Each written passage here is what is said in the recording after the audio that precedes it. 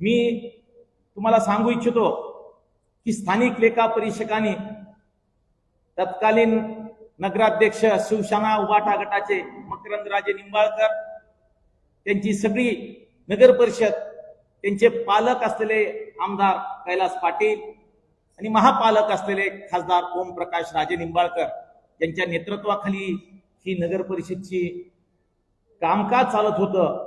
त्यांनी 2016 ते 21-22च्या कालावधीमध्ये जवळपास 200 विविध प्रकरणामध्ये 250 कोटी रुपयापेक्षाही जास्त रकमेचा भ्रष्टाचार केला.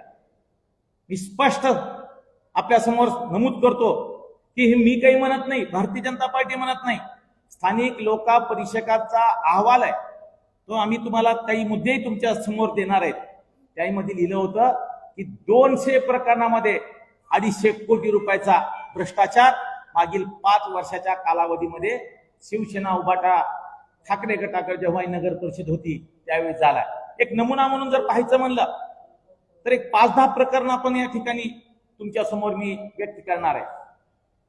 शहरामध्ये सध्या जिथं जाईल तिथं स्वच्छतागृहाचा प्रश्न आहे. आम्ही रॅलीमध्ये जातो, प्रचंड अडचणी दिसत आहेत आणि तेव्हा स्वच्छतागृह अस्तित्वात नसलेल्या स्वच्छतागृहाच्या सफाईसाठी दरवर्षी 54 लाख रुपयाचा खर्च केलेला आहे. अस्तित्वातच स्वच्छतागृह किती आहेत हा प्रश्न आहे. त्याचसोबत हे जे अस्तित्वात नसलेले स्वच्छतागृह आहेत त्यांना पाणी पुरवठा करायसाठी 17 लाख रुपयाचा खर्च करून त्यामधनं भ्रष्टाचार केलेला दिसून येतोय. दत्ताभाऊ, कोरोनाच्या काळात पत्रकार बांधवांना माहितीये, माणूस माणसाला ओळखत नव्हता.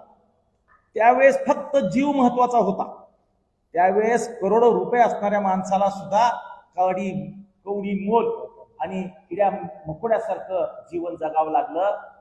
तुम्हाला नवल वाटल, करोनाच्या काळात अंत्यसंस्कारासाठी प्रति मृतदेह 2000 रुपये असताना 4000 रुपये उचलून 2,68,000 कोटी रुपये मड्याच्या टाळूवरचं लोणी खाणारी ही माणसं कुठल्या तोंडानं आता नगर परिषदच्या या निवडणुकीला सामोरे जात आहेत. 2,68,000 कोटी रुपयाचा मलिदा, पण कसल्या प्रकरणात? कोरोनाच्या मृतदेहाच्या मड्यावरचं लोणी 2,68,000. दररोज शहरात 260 किलोमीटरचे रस्ते झाडण्यासाठी वर्षभराचे 1,42,00,000 रुपये खर्च करतात. रस्त्याची त्यावेळेचे फोटो आहेत, सगळ्या गोष्टी आहेत, तेही तुम्हाला सगळ्या समोर आणतो. 260 किलोमीटर रस्ते स्वच्छ करण्यासाठी, झाडण्यासाठी 1,42,00,000. दररोज 210 किलोमीटर नाली सफाई करण्यासाठी वर्षभराचे 1,46,00,000 रुपये खर्च.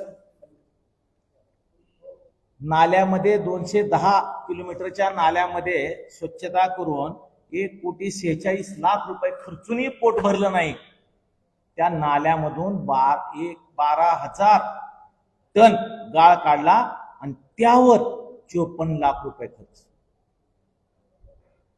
धाराशिव शहरात 2019 ते 21-22 या कालावधीमध्ये 3,50,00,000 रुपयाचं वृक्षारोपण.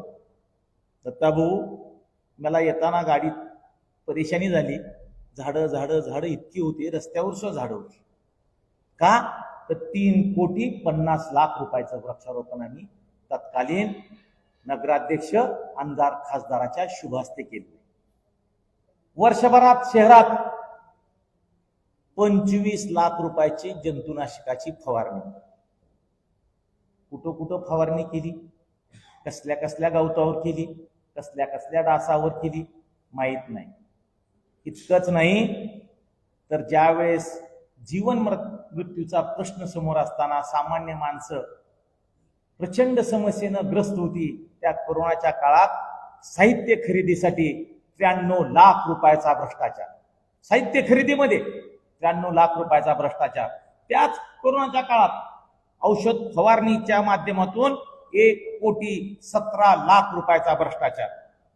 एक नाही, दोन नाही, मागच्या उबाटाच्या सरकारच्या काळात, नगर परिषदेच्या काळात मकरंद राजे निंबाळकर, कैलास पाटील आणि ओमराजे निंबाळकरांच्या नेतृत्वाखालच्या नगर परिषदेच्या काळात 5 वर्षात 200 कोटी रुपयाहून अधिक रकमेचा भ्रष्टाचार या लोकांनी केलाय.